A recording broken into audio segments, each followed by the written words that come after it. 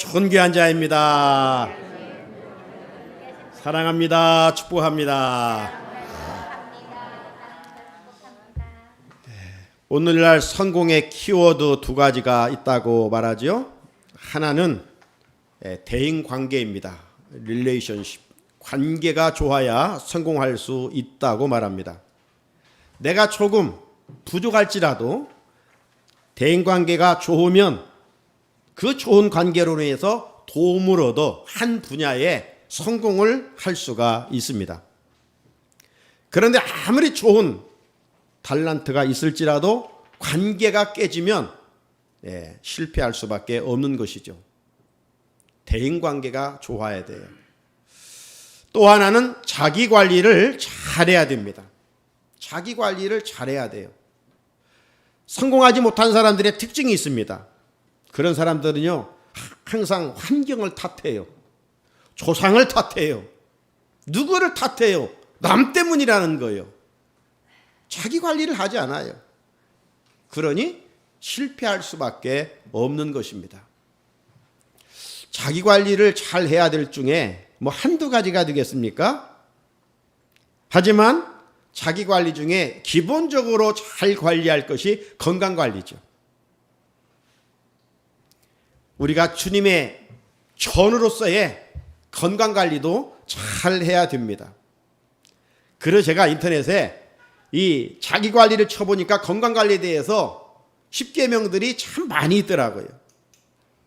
그 중에서 응급학과 교수님이 말씀하고 있는 건강 관리, 자기 관리 10계명이 있어서 잠깐 서론에 소개해 봅니다. 첫째, 규칙적인 생활을 하라. 규칙적인 생활을 하라. 40세 전까지는 규칙적인 생활을 하지 않아도 몸이 견뎌낸답니다.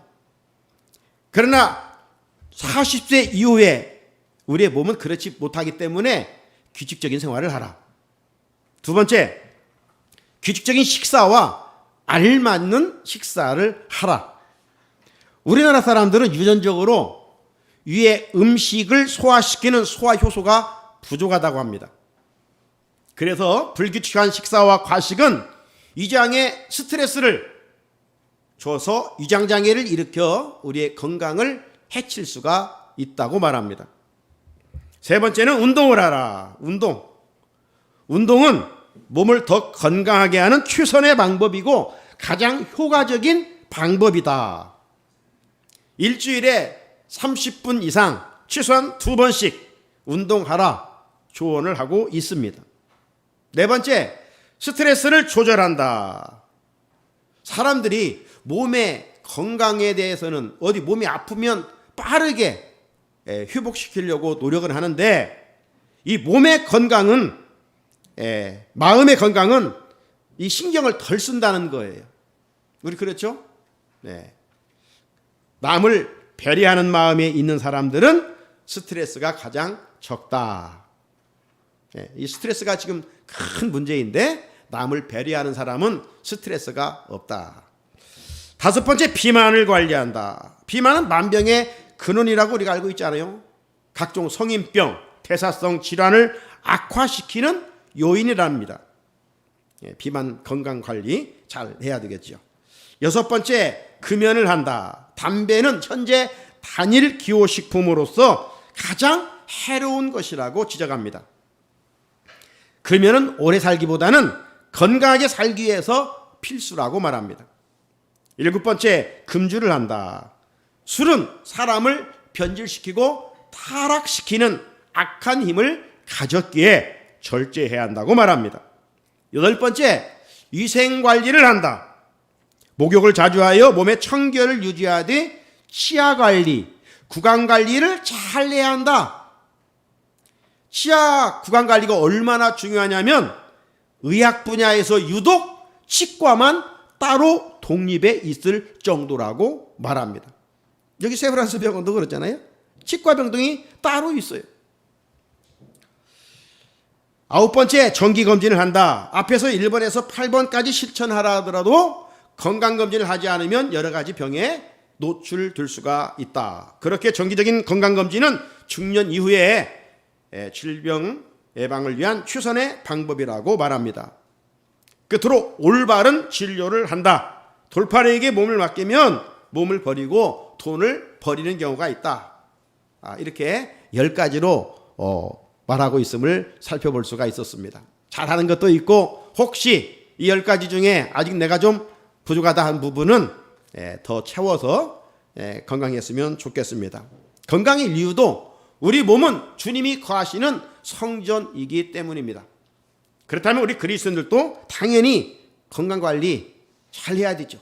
시간관리, 물질관리, 건강관리 하나님이 맡겨주신 거예요. 관리할 수 있어야 됩니다. 건강을 잃으면 다 잃는다고 하잖아요. 사랑하는 성도 여러분, 건강관리 잘해서 행복지수를 높여갈 수 있기를 바랍니다. 자, 그런데 그리스도인들은 여기에서 멈추면 안 되죠. 새해 다 누구나 소원이 뭡니까? 가족 건강에 대부분. 육신의 건강에만 우리가 신경을 쓰는데 우리는 여기에서 멈추면 안 돼요. 성경이 말씀하는 자기 관리도 잘해야 된다 이 말이에요. 성경이 말씀하시는 자기 관리를 잘해야 진정한 성공자고 진정한 행복한 사람입니다. 영원한 승리자가 될 수가 있습니다. 목회자는 목회자로서의 자기 관리를 잘 해야 되고 성도는 성도로서의 자기 관리를 잘 할 수 있어야 합니다. 그리스도인들이 자기 관리를 잘 해야 할 이유는 그냥 우리가 살다 끝나는 것이 아니기 때문입니다. 훗날 반드시 하나님 앞에서 결산, 심판할 때가 있다고 말씀합니다. 요한계시록 20장 12절 말씀해 보니까 또 내가 보니 죽은 자들이 큰 자나 작은 자나 그 보좌 앞에 서 있는데 책들이 펴 있고 또 다른 책이 펴졌으니 곧 생명책이라 죽은 자들이 자기 행위를 따라 책들에 기록된 대로 심판을 받으니 하늘나라에 두 책이 있습니다. 구원받은 사람들 이름이 기록되어 있는 생명책이 있고 또 하나의 책에는 우리들이 이 땅에서 행한 모든 것이 다 기록이 되어 있다는 겁니다.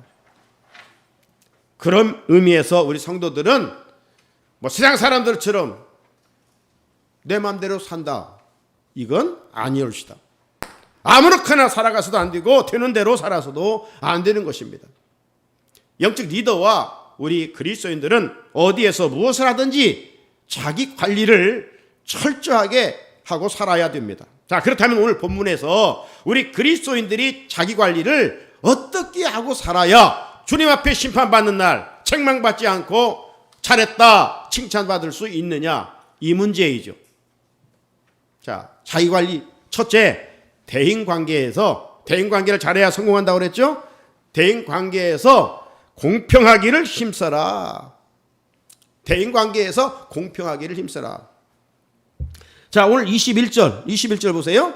하나님과 그리스도 예수와 택하심을 받은 천사들 앞에서 내가 엄히 명하노니 너는 편견이 없이 이것들을 지켜 아무 일도 불공평하게 하지 말며 바울이 여기에서 디모데에게 강조하고 있는 것이 뭡니까? 편견 없이 공평하게 하라는 것입니다. 목회자가 성도들을 차별하면 어떻게 되겠습니까? 공평하게 하라.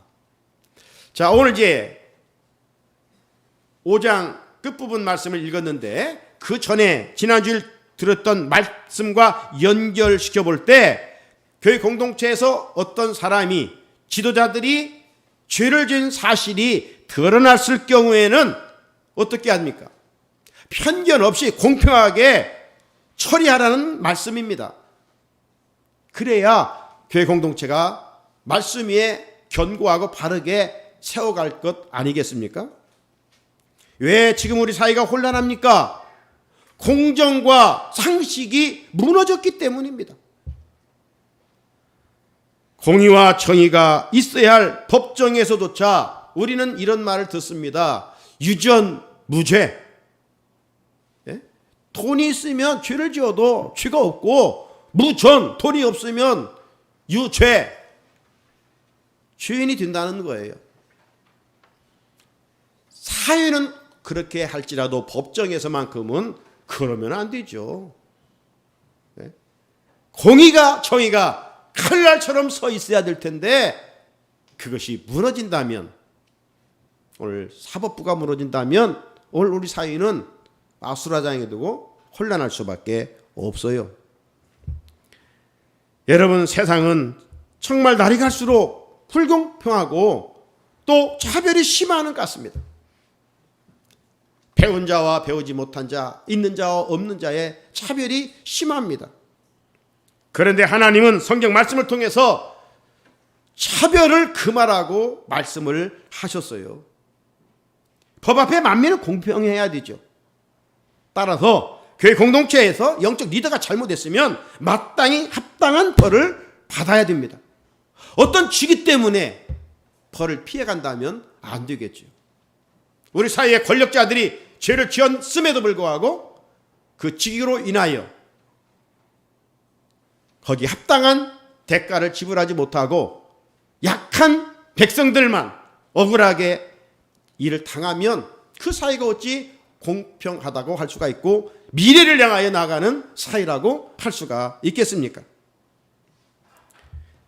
직위를 위해 이용해서 죄가 없다고 해서는 결코 안 되죠. 여러분, 요즘 들어보는 이 이야기 중에 포괄적인 차별금지법이라는 말 들어보셨어요? 포괄적 차별금지법. 지금 몇 년째 국회에서 이 법을 통과시키려고 하고 있습니다. 차별금지법이라고 하니까 이 기독교의 맥과 같이 하는 좋은 것인가? 라고 생각할 수도 있습니다. 그러나 결코 그렇지 않습니다. 기독교를 역차별하는 악법입니다. 이 법에는 독소조항이 숨어 있어요. 우리 집사님 기도 중에 창조질서를 깨트린다는 말씀을 하셨는데, 창조질서는 남자와 여자와 관계를 통해서 행복을 경험하게 된 하나님의 원리죠. 그런데 오늘 우리 사회가 지금 도시 겉돈맛, 어제도 인천에서 이 동성애자들이 축제를 해서 혼란을 일으킨 뉴스를 보았습니다. 그런데 이 포괄적 차별금지법에는 동성애자들을 차별하지 말라, 군대에도 동성애를 허용하라, 이런 내용들입니다. 또 이 법조항에는 다른 종교인들을 차별해서도 안 된다. 다른 종교를 차별해서는 안 되죠. 중요한 것은 이겁니다. 기독교만, 예수를 믿어야만 구원이 있다, 이렇게 말하거나 가르치지 말라.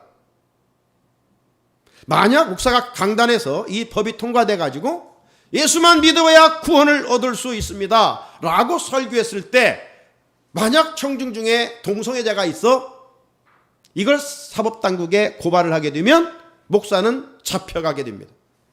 법을 어긴 거예요.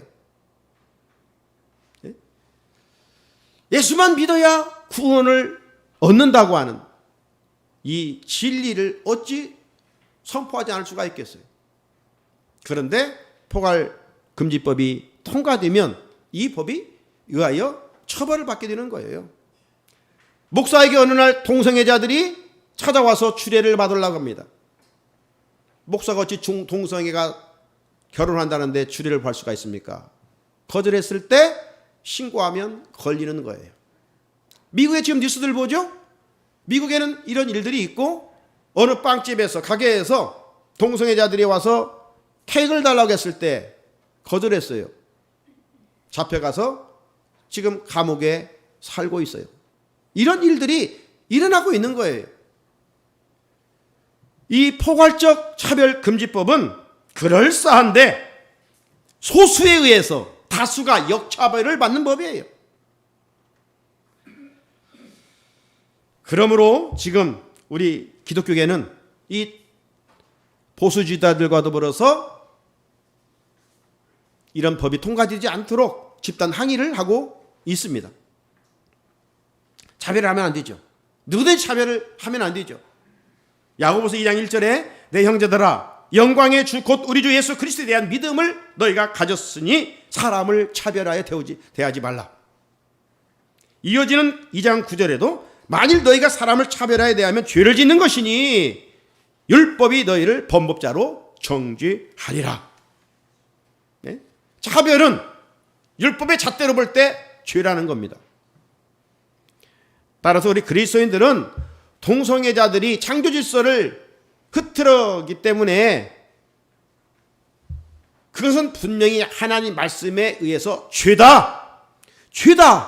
그들을 혐오하는 게 아닙니다. 그들을 차별하는 게 아닙니다. 그들이 잘못됐다고 죄라고 지적하는 것입니다. 여러분, 도둑을 도둑이라고 말하는 것이 차별입니까? 그런데 포괄적 차별금지법에 의하면 이렇게 말하면 걸리는 거예요.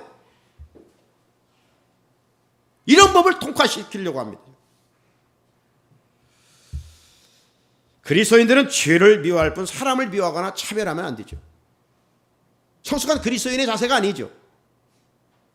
사랑하는 성도 여러분, 오늘 분명히 사람을 차별하면 주님의 심판대 앞에서 차별을 당한다고 말씀합니다. 아무리 흉악한 죄인일지라도 그 사람도 구원받아야 할 대상입니다. 동성애자들도 회개하고 돌아와 구원받아야 할 대상들입니다. 불쌍히 여기는 마음, 우리들이 그들의 영혼을 불쌍히 여기는 마음이 있지 혐오하는 마음이 없어요. 죄라는 것은 분명해요. 우리도 죄인이니까.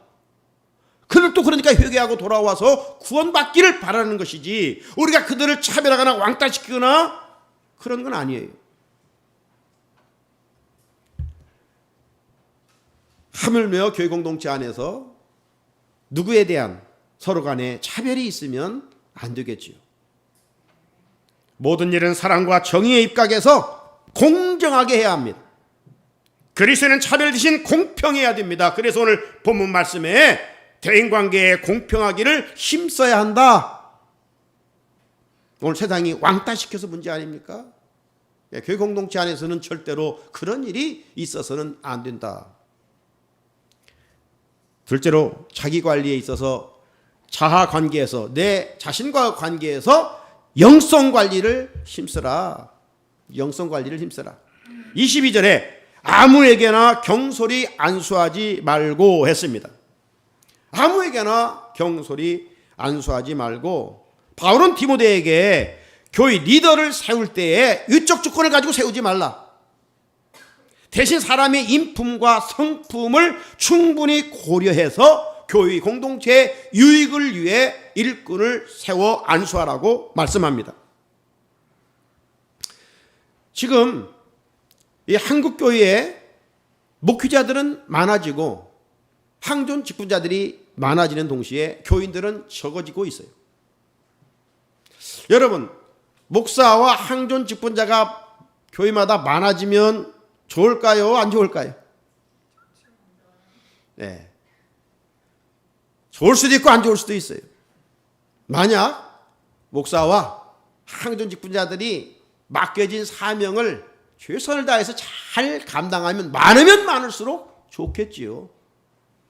그러나 다른 이유로 어떤 감투라고 생각해서 직분을 이용한다면 많으면 많을수록 교회 공동체는 허물어질 것입니다.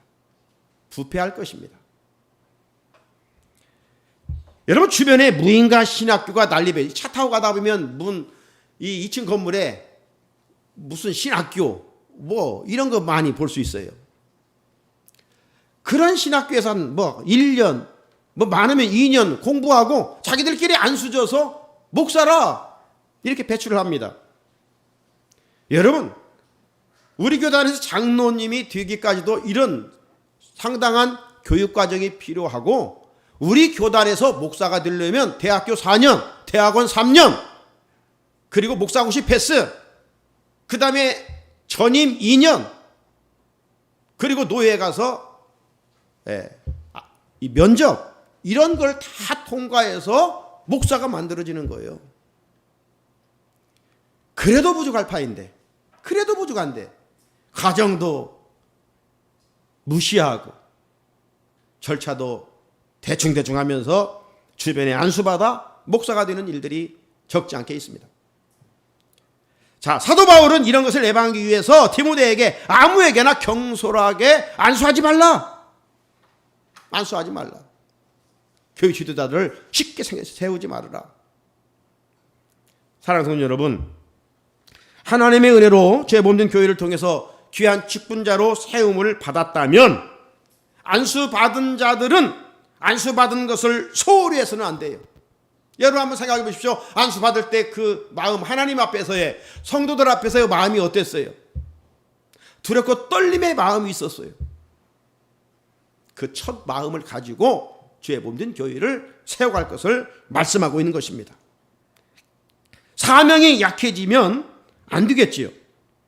자, 그렇게 하기 위해서는 무엇보다도 개인의 영성, 공예배에 참석해서 하나님께 예배를 드리는 일은 기본적인 것이니와 삶의 자리에서 개인의 영성 관리를 잘 해야 한다는 거예요. 큐티 생활을 잘 해야 됩니다. 그래야 육신의 생각이 아닌 영적인 권세로 하나님의 교회를 세워갈 수 있습니다. 하나님과 사람 앞에서 겸손할 수도 있습니다. 개인의 영성 관리를 할 때 예수님의 마음을 품고 섬김의 마음을 가질 수가 있습니다. 그럴 때 하나님 앞에서 부끄러움이 없는 일꾼으로 쓰임받고 교회를 아름답게 흔적을 새겨갈 수가 있겠지요. 그래서 오늘 말씀에 개인의 영성 관리를 힘써야 한다. 개인의 영성 관리를 힘써야 한다. 그렇게 말씀합니다. 자, 셋째, 하나님과 관계에서 정결하기를 힘써야 됩니다. 대신 관계에서 정결하기를 힘써라.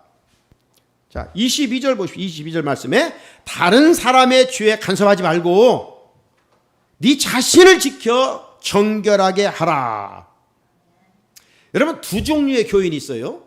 두 종류의 교인, 어떤 종류냐? 유리 같은 교인이 있고 거울 같은 교인이 있습니다. 유리 같은 교인은 어떤 사람일까요? 여러분, 유리 보십시오. 저기 지금 유리창, 유아실이 잘 보여요. 유리창. 이런 것처럼 유리창 너머로 사물이 보이는 것처럼 유리 같은 교인은 자기는 안 보고 매일 남만 봅니다. 남만 봐. 네?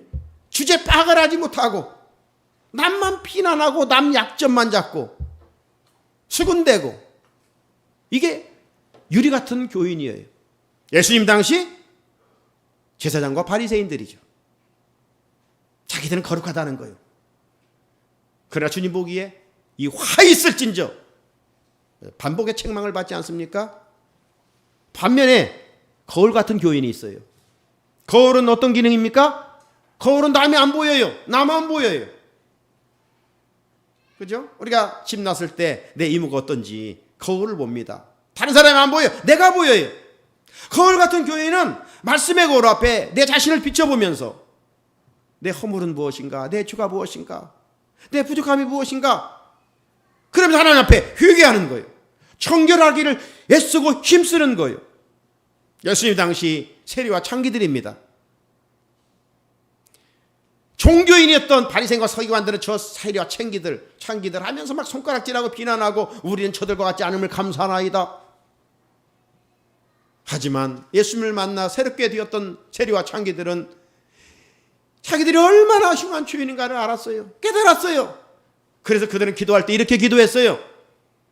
누가복음 18장 13절, 세리는 멀리 서서 감히 눈을 들어 하늘을 쳐다보지도 못하고 다만 가슴을 치면서 이르되 하나님이여 불쌍히 여기소서. 나는 죄인이로소이다. 나는 죄인이로소이다. 오늘 우리를 또 세리와 창기와 같이 자신의 길을 가지고 정결하기를 힘써야 합니다. 또 하나 여기 정결하게 하라는 말씀은 성적으로 자신을 더럽히지 말라는 말씀이에요. 우리 몸은 주의 전이기 때문입니다. 오늘날 우리가 사는 세상은 어떻습니까? 이 점점 만추로 갈수록 나뭇잎들이 붉게 물들어가겠지요. 이런 것처럼 우리 사회는 이 동성애를 비롯해서 성적으로 아주 심하게 물들어가고 있습니다. 음란한 사회가 되고 있어요. 때가 얼마 남지 않은 것을 알고 있는 이 교활한 악한 마귀는 우리 성도들을 음란의 죄에 넘어뜨리려고 하고 있습니다. 음란에 넘어지려는 일은 목사나 교인 예의가 아닙니다. 여러분, 음란으로 넘어지면 개인의 문제로 끝나는 게 아니에요. 가정도 무너집니다. 그리고 교회의 문제가 되고 우리 사회 공동체에 또 문제가 이어집니다. 확산됩니다. 음란의 죄는 그동안 쌓아온 모든 것을 한순간 무너지게 합니다. 그렇기에 우리도 사도 바울처럼 갈라디아 5장 24절에 그리스도 예수의 사람들은 육체와 함께 그 정욕과 탐심을 십자가에 못 박았느니라. 여러분, 실패하는 사람들, 그동안 잘 나가다가 한순간 와르르 바벨탑처럼 무너진 사람들이 누구입니까? 음란과 탐욕의 사람들이에요. 이걸 십자가에 못 박지 않으면 하루아침에 정말 모든 것을 잃게 됩니다. 바울의 고백이 매일 우리의 고백이 되어 하나님 앞에 내 안에 탐욕이 물들지 않게 하시고 음란이 물들지 않게 하옵소서. 성결하기를 위하여 힘쓰라. 사랑하는 성도 여러분, 오늘 내 정결 상태는 어떻습니까? 빗나간 세상은 뭐 묻은 개가 뭐 묻은 개를 나무란다고 자신의 죄는 깨닫지 못하고 타인의 죄만 들추기를 좋아합니다. 우리가 그렇잖아요. 주제 파악 못하고 남 이야기만 얼마나 잘하기를 좋아하는지. 그래서 잠언서에 보게 되면 남 이야기하는 것은 별미처럼 맛있다고 그랬어요. 네? 별미처럼. 마음이 그런 거 하면서 좋다는 거예요. 그런데 주님은요, 우리의 이런 모습을 향해서 우리가 잘 아는 들보와 티의 비유를 하지 않았습니까? 말씀하지 않으셨습니까? 누가복음 6장 42절에 너는 네 눈 속에 있는 들보를 보지 못하면서 어찌하여 형제에게 말하기를 형제여 나로 네 눈 속에 있는 들보를 보지 못하면서 형제여 나로 네 눈 속에 있는 티를 빼게 하라 할 수 있느냐? 유식하는 자여 먼저 네 눈 속에서 들보를 빼라. 그 후에야 네가 밝히 보고 네 형제의 눈 속에 있는 티를 빼리라. 우리 자신에게 들보가 있어요. 엄청 큰 들보가 있어요. 그런데 형제의 눈에 보일까 말까 하는 그 작은 티를 끄집어내려고 우리는 하고 있어요. 여러분, 다른 사람의 죄가 크다면 그건 하나님이 알아서 심판하십니다. 목사의 죄가 크다면 하나님이 알아서 심판하시고 누구의 죄가 크다면 하나님이 아시고 심판하셔요. 우리는 심판자가 아니에요. 우리는 그가 누가 어떤 죄를 졌다면 긍휼히 여겨야 돼요. 긍휼히. 불쌍히 여기고 그 자리에서 회개하고 돌아와 회복되기를 위해서 우리는 기도해야 되지, 그걸 막 지적질하고 고소해야 하면 안 되죠. 그건 악한 마음이죠. 우리가 힘써야 할 일은 남의 죄를 끄집어내는 일이 아니라 내 안에 있는 작은 죄까지도 끄집어내서 회개하는 일이에요. 만약 누구의 죄가 드러났다면 그 사람의 죄만 큰 것이기 때문에 드러나는 것이 아니라 오늘 내 죄는 오히려 감춰져 있어 드러나지 않았을 뿐이에요. 우리가 우리 스스로의 죄를 잘 알잖아요. 그러므로 스스로 살펴서 정결하기를 힘쓰라. 자, 오늘 본문 24절 어떤 사람들의 죄는 밝히 드러나 먼저 심판에 나가고 어떤 사람들의 죄는 그 뒤를 따르나니. 무슨 말씀입니까? 남의 죄를 비난하면 반드시 자기 죄도 드러난다는 겁니다. 그렇게 하나님께서 사도 바울을 통해서 다른 사람 죄 간섭하려고 하지 말고 네 자신을 지켜 정결하게 하라. 네 자신을 알라. 소크라테스의 말이 정답이죠. 네 자신을 알라. 네가 남보다 추한 죄를 가지고 있으면서 뭐 남 간섭하고 그러느냐, 이 말씀이죠. 우리 찔림받지 않습니까? 끝으로 건강관리와 선행에 힘써야 됩니다. 23절에 이제부터는 물만 마시지 말고 네 위장과 자주 나는 병을 위하여는 포도주를 조금씩 쓰라. 일찍이 경건한 하나님의 백성들은 독주와 포도주를 금했습니다. 우리가 나시린의 규례를 알죠. 민수기 6장에 나오는 나시린의 규례에 의하면 나시린이 지켜야 할 것 여러 가지가 있는데 그 중에 하나가 뭡니까? 뭐 머리를 깎지 말라, 또 시체에 손을 대지 말라, 그 또 하나가 뭐예요? 독주나 포도주를 마시지 말라는 것이죠. 민수기 6장 3절에 나와 있습니다. 그리고 또 하나님께서 에레미야 선지자를 통해서 레갑의 경건한 자손들을 시험하는 일이 나옵니다. 얼마나 경건함을 잘 지켜가는지 이 레갑의 후손들도 포도주와 독주를 마시지 않았어요. 그런데 하나님께서 에레미야 선지자를 통해서 너희들 포도주와 독주를 마셔봐 했는데 그들은 역시나 에레미야 35장 6절에 대답하기를 그들이 이르되 우리는 포도주를 마시지 아니하겠나이다. 아주 단호하게 거절을 합니다. 우리의 거룩한 다짐이 되어야 하겠지요. 자, 디모데는 일찍이 경건한 믿음의 이런 조상들의 영향을 받았고 일찍이 또 신앙을 이어받았지요. 로이스 유할머니와 유닉의 어머니로부터의 신앙을 이어받아 아주 경건하게 신앙생활을 하였습니다. 그래서 나시리는 아니었지만 이런 경건성을 가지고 잘 자라다가 하나님의 은혜로 사도 바울을 만나 귀한 사역자로 쓰임을 받게 되는 것이죠. 자, 그런데 오늘 본문에 보게 되면 디모데가 몸이 아픈 곳이 있었던 것 같습니다. 어떤 중병에 걸린 것이 아니고 오늘 말씀해 보게 되면 위장병 이런 소화병이 있었던 것 같아요. 왜 그러냐면 당시 오염된 물을 자주 마셨기 때문입니다. 그래서 이질 또 위장병 이런 것들이 당시 사람들이 많이 걸렸을 때 그때 민간요법으로 사람들이 사용한 것이 포도주를 사용을 했습니다. 하지만 디모데는 이렇게 이가 아파도 경건한 하나님의 백성이기 때문에 세상 방법을 취하지 아니하고 민간요법을 따르지 아니하고 포도주를 금했던 거예요. 자, 그랬을 때 오늘 바울은 이렇게 이야기하죠. 위장이 약한 디모데에게 건강을 위하여 물만 마시지 말고 포도주를 조금씩 쓰라. 자, 이 말을 오늘 들으면서 그러면 이제 포도주를 좀씩 마셔도 되는가 보구나.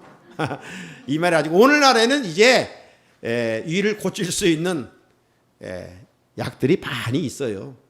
약이 없었을 때 민간요법으로 이렇게 하라는 말입니다.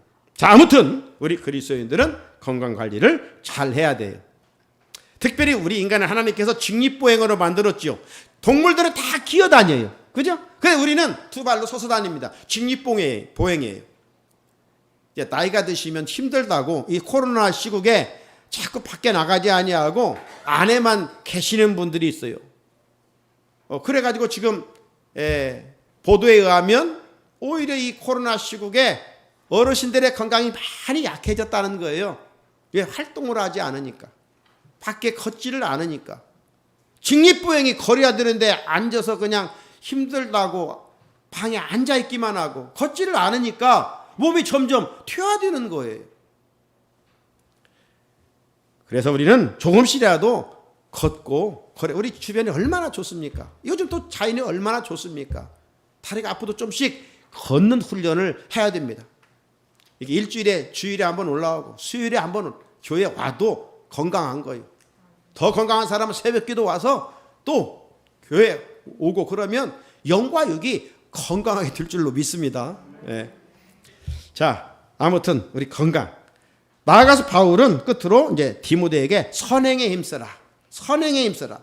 25절에 이와 같이 선행도 밝히 드러나고 그렇지 아니한 것도 숨길 수 없느니라. 훗날 하나님 앞에서 다 우리의 선행도 악행도 드러날 때가 있다는 겁니다. 그런데 지금은 선행도 악행도 잘 드러나지 않을 수 있어요. 그러니까 선행하다가 누가 알아주지 않는다고 포기할 경우도 있어요. 그래서 성경은 선행을 하다가 낙심하지 말라. 때가 되면 거두리라 이렇게 말씀하고 있잖아요. 이게 하나님이 원하신 일이라면 누가 알아주지 않아도 하는 거예요. 하나님은 알고 계셔요. 반면에 악을 했을 때 누가 보지 않는다고 악을 또 하는 사람이 있어요. 그것처럼 어리석은 사람이 없어요. 사람은 보지 못할지라도 하나님은 보고 계시고 나중에 그 악행대로 심판을 받는다는 겁니다. 이 세상에는 드러나지 않는 일이 있어요. 완전 범죄가 있을 수 있어요. 그런데 요즘은요, 곳곳에 설치되어 있잖아요. 그래서 다 잡혀요. 하물며 신이신 하나님 앞에 감춰질 것이 뭐가 있겠습니까? 다 드러납니다. 그러므로 하나님 앞에 행위대로 상급받을 때 귀한 상급 받으려면 선행에 힘쓰라. 그러니까 젊었을 때는 돈 버는 일에 힘쓰고 나이 들면 주어진 것 가지고 선행하는 것이죠. 부자로 죽는 것보다 비참한 것은 없어요. 우리는 지금 죽음을 향해 달려가고 있어요. 누구나 듣기 싫지만 그러므로 움켜쥐는 인생이 아니라 베푸는 인생으로 이런 자가 인정받고 칭찬받는 하나님 앞에서도 상급받는 존재. 그래서 앞에 우리가 생각했던 2장 10절에 오직 선행으로 하기를 원하노라 이것이 하나님을 경유한다 하는 자들에게 마땅한 것이니라 말씀합니다. 사랑하는 성도 여러분, 오늘 그리스도인의 자기관리에 대해서 몇 가지를 말씀드렸습니다. 차별하지 않고 공평하게 대하기를 힘쓰라. 안수받을 때의 마음가짐을 가지고 교회를 섬기기 위해서 영성관리를 힘쓰라. 음란한 세상에서 자신의 정결함을 힘쓰고 또 이웃과 관계에서 선행을 힘쓰라. 실상 이건 우리 본능과 충돌되는 겁니다. 내가 쉽게 할 수 있는 것이 아니에요. 그래서 우리는 하나님께 오늘도 말씀 붙들고 기도하는 것이죠. 성령님께 간구하는 것이죠. 하나님, 오늘 주신 말씀대로 한 주간도 살고 싶습니다. 그럴 때 나는 할 수 없지만 성령의 도우심으로 능히 하고 하나님께 영광을 돌리는 우리 성산의 성도들이 될 줄로 믿습니다. 걸어가신 하나님 아버지 감사합니다. 오늘도 이 강단을 통해서 하나님이 우리에게 영의 양식을 공급해 주셨습니다. 우리는 육체적인 건강만 신경을 쓰는데 하나님의 창조의 질서는 영혼이 잘 뛴 같이 범사가 잘 뛰고 강건하게 된다고 말씀해 주셨사오니 하나님과 관계, 대신관계, 대인관계, 내 자와의 관계에서 이웃과의 관계에서 주의 명령대로 애쓰고 힘쓰는 우리 되어 주 앞에 서는 날 상급과 칭찬받는 우리 성산의 성도들이 되게 하여 주시옵소서. 예수님의 이름으로 기도드립니다. 아멘. 찬송가 453장